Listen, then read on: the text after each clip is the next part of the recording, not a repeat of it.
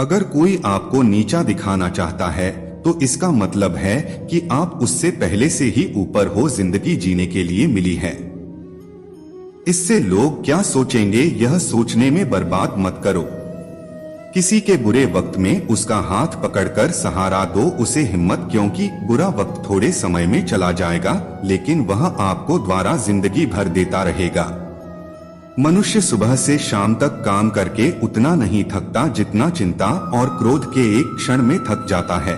संबंध परमात्मा से अच्छे बनाया तो तुम्हें किसी की जरूरत नहीं पड़ेगी, तुम खुद सबकी जरूरत बन जाओगे। सलाह देने तो हजारों आते हैं, लेकिन जब साथ देने की बारी आती है तो केवल भगवान आते हैं। जीतने के बाद तो सारी दुनिया गले लगाती है, क्योंकि जो आज आपके साथ हैं वह का लाभ के खिलाफ हो सकती हैं। बिना मतलब के कोई आपकी इज्जत नहीं करेगा, लेकिन खुद को इतना काबिल बनाओ कि लोग बिना मतलब के भी आपका इज्जत करें। भगवान कहते हैं सोने से पहले तुम सबको माफ कर दिया करो और तुम्हारे जागने से पहले मैं तुम्हें माफ कर दूंगा।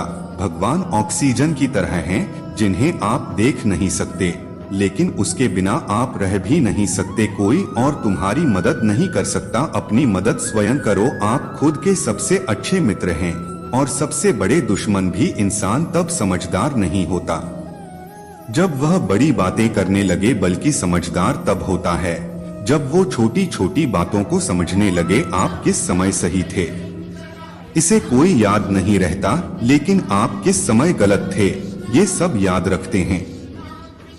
सब दुख दूर होने के बाद ही मन प्रसन्न होगा, यह आपका भ्रम है। मन प्रसन्न रखो, सब दुख दूर हो जाएंगे। ये हकीकत है। किसी भी व्यक्ति की कोई बात बुरी लगे तो दो तरह से सोचो। यदि व्यक्ति महत्वपूर्ण है तो भूल जाओ, और बात महत्वपूर्ण है तो व्यक्ति को भूल जाओ। रिश्तों का संबंध सिर्फ रक्त से नहीं होता, जो मुसीबत में हाथ थाम ले उससे बड़ा कोई रिश्ता नहीं होता। लगान कहते हैं तुम सब कुछ मुझे सौंप दो, सारा दर्द परेशानी, और बिल्कुल हल्की होकर मुझे याद करो। धीरे धीरे तुम्हारा जीवन बदल जाएगा। हर रोज रात को सोने से पहले भगवान को अपनी पूरी दिनचर्या बता के स्वर। अगर आपके द्वारा किसी का दिल दुखा है तो मन ही मन उससे माफी मांगे। अगर आपका किसी ने दिल दुखाया है तो उसे माफ करके सारी चिंताएं भगवान को सौंप कर सो जाएं। यकीन मानिए इससे आपकी जिंदगी की खुशनुमा बन जाएगी। क्रोध बोला हुआ एक शब्द इतना जहरीला हो सकता है कि आपके हजार प्यारे बातों को 1 मिनट में नष्ट कर सकता है। सबको हंसाना लेकिन किसी पर भी हंसना, भक्त सबके दुख बांटना लेकिन किसी को दुखी मत करना, सबकी राह में दीप जलाना लेकिन किसी का दिल जलाना मत। यही जीवन की रीत है, जैसा बोओगे वैसा ही पाओगे। दुआएं और प्रार्थनाएं असंभव को भी संभव बना देती है। ईश्वर को न हमारे तन की जरूरत है न धन की, उसको तो बस पवित्र मन की जरूरत है। इसलिए वो हमें कुछ भी छोड़ने के लिए नहीं कहता, बस कहता है बच्चे मन से विकार छोड़ो, गंदे विचार छोड़। जो आने वाला है वह हमेशा गुजरे हुए कल से बेहतर होगा।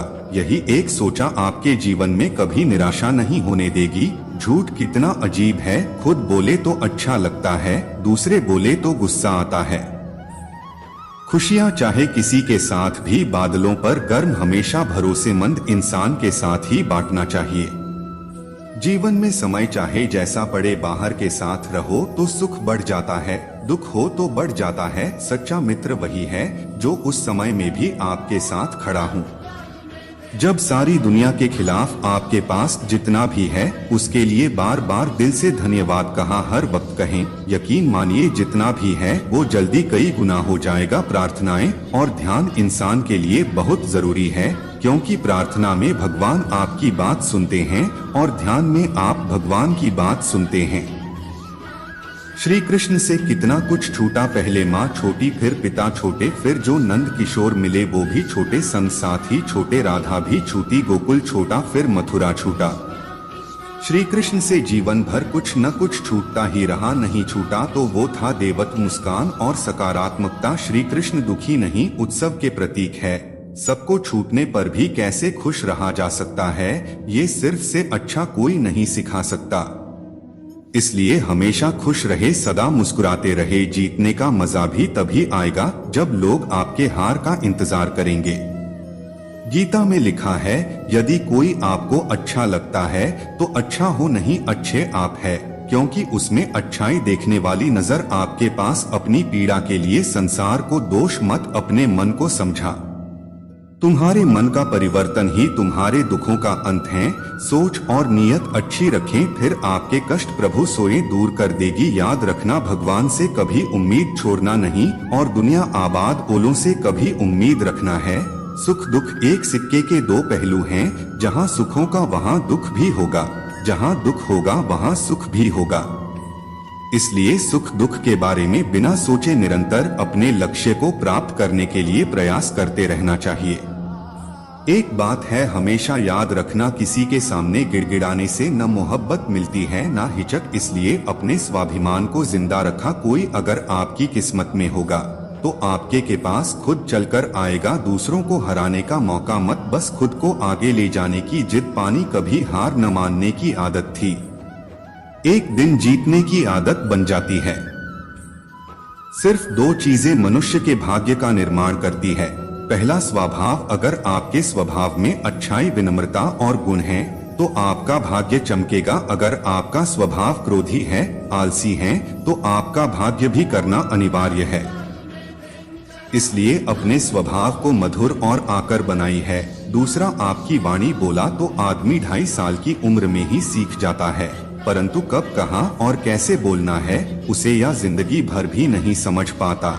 जिसे यह बोला कि कब, कहाँ और कितना बोलना चाहिए, समझ लो से सफल होने के लिए कोई नहीं। पिता से बड़ा कोई सलाहकार, माँ की इच्छाओं से बड़ी कोई धनियाने, भाई से अच्छा कोई भागीदार रहे और बहन से बड़ा कोई शुभ चिंतक नए। इस मतलबी दुनिया से कोई मतलब न रखो, और मतलब रखना है तो अपने मतलब से मतलब। डबरा को दुआएं मांगने से किसका भला होता है, मिलता तो वही है जो हमने बोया होता है। तुम नीचे गिर के देखो, कोई नहीं आएगा उठाने, तुम जरा और कर तो देखो, सब आएंगे गिराने।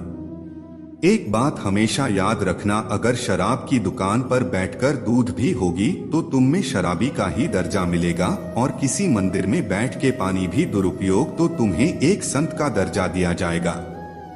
इसलिए आप किसके साथ उठते बैठते हैं यह बहुत मायने रखता है। दोस्तों, आशा करता हूं कि आपने इस वीडियो से बहुत सारे सीख लेना मिलते हैं।